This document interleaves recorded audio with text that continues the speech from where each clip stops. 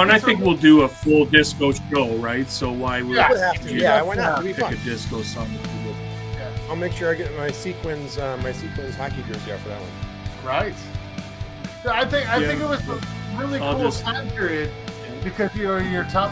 In my opening, I talked about how the Police formed. They had the reggae kind of feel, but they were also heavily influenced by punk, and punk was so fucking huge. It may not have made it across the American country. Correct. Yeah. Absolutely huge in Europe. Yeah.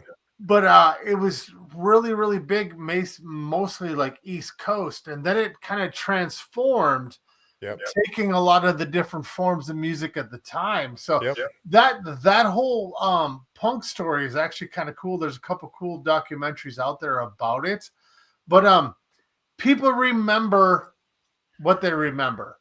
So 77, Dancing Queen, all that shit, ABBA. And they remember kind of the Sex Pistols. They kind of remember. Well, they know who they are. They probably can't name a song, but exactly. They remember the Clash, and there were so many other things that happened in that time period. So it was a really cool snapshot of the world at that time, or at least the American world. I can't speak to our Canadian counterparts, but I think we weren't that different, right? I think Chris touched on it. If you look at it realistically for us, Chris touched on it. Chris and I were 4, Joe was 5, and you were 6. Yeah. So it's for our personal memories, they were minimal, right? We were just probably starting to listen to whatever was on in the house or on the radio, right? At that age, impressionable age. But for everyone else that was older, they were totally influenced by all those things as well. Where for us, we are like the 70s are tough, right? It was always a go back, even if it was on, because my memories early are of very early 80s and the 70s stuff, kind of a slight radio memory, and then got to know it because I liked music, right? Yeah, just me, but. I disagree. I don't want to generalize all of us, but no. You had an older brother, I right? know where you're coming from completely. I also had a 5.5-year older brother, and my mother was a monster music fan. So I actually remember fighting over the radio, and I remember Kiss being my favorite band, being 5 years old, buying Kiss Destroyer and the album. Disco Duck was the second album I bought that day. Disco Duck. And Disco Duck. Oh, that's a by good the way, that album came out in Disco Duck not in Kiss? Right?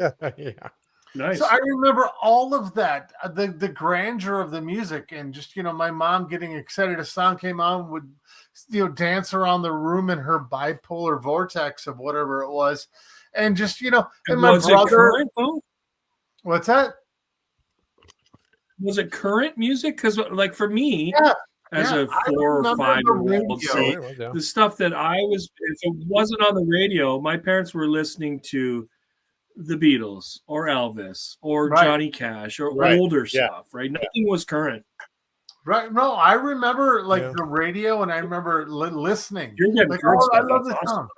And Roberta Flack, all that stuff. And then my mom was the one that introduced the R&B culture to me as far as music goes. And I remember all of that. So there's still some pretty hot spots musically that I can actually flash back to and remember. So it's not to say that you're wrong. I'm just saying I disagree because Yeah, I'm the same way. Like I said, I came from a big family, so everyone listened to current stuff. And even my parents did. My parents were big into 70s country at the time, right? Your Waylon Jennings and your Conway Twitties and your Johnny Paychecks and whatever the fucked up names they got. But weird and like outlaw country. Right?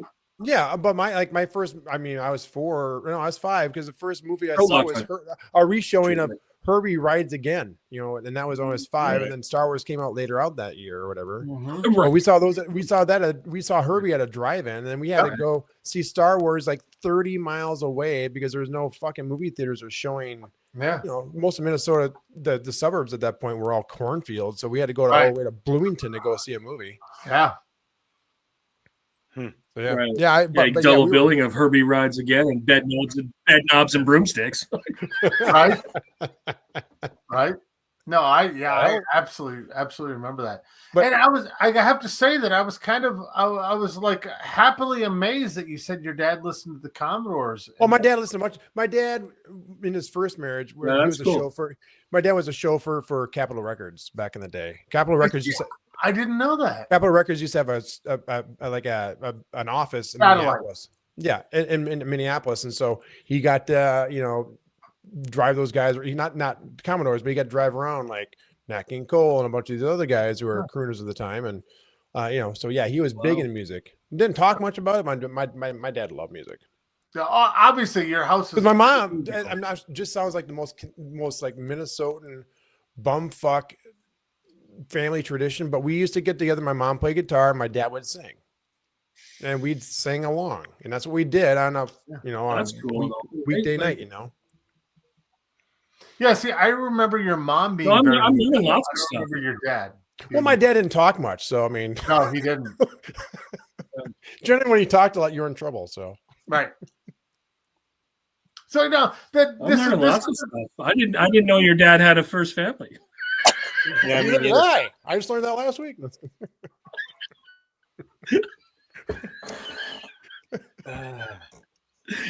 Oh shit!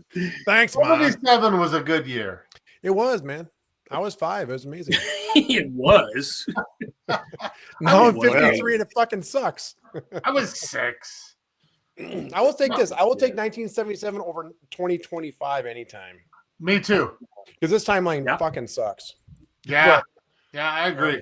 But I musically, politically, yeah. I agree. Well, I would just say, musically, it's kind of politically, musically. Yeah, and the later 70s where it's such a transition from what was happening, like Jimmy was saying, with punk, and then later in the early 80s, the new wave. But that, that's just a transition of your traditional, classic rock, we call it now, but now if you call it classic rock, that's Nirvana. But 70s, R&B then, early 70s, and then late 70s, a lot of that stuff was merging together a little bit, and then branching off and being new things. So I don't think the later 70s. That's hilarious. He said classic rock is. Yeah, classic rock is probably Nirvana to some. It is. It is literally the classic rock now. It's fucking Nirvana and Guns N' Roses. Well, the definition of classic is 20 years. Yeah. Jesus. We are officially old. Yeah. And so is our audience. Long ago. All right, guys. Perfect. Great show. Hey, oldies. Check us out. JustRankPod.com. Blah, blah, blah, blah, blah. We love you. Go fuck yourself. Just Ranked is researched and produced by the Just Ranked crew. Edited and mixed by Joe Burkle. Socials and marketing by DJR Media Services. Theme music by Blue Joker. If you're enjoying the show, please set your podcast app to download new episodes and help spread the word by leaving a review and tell everyone you know to listen.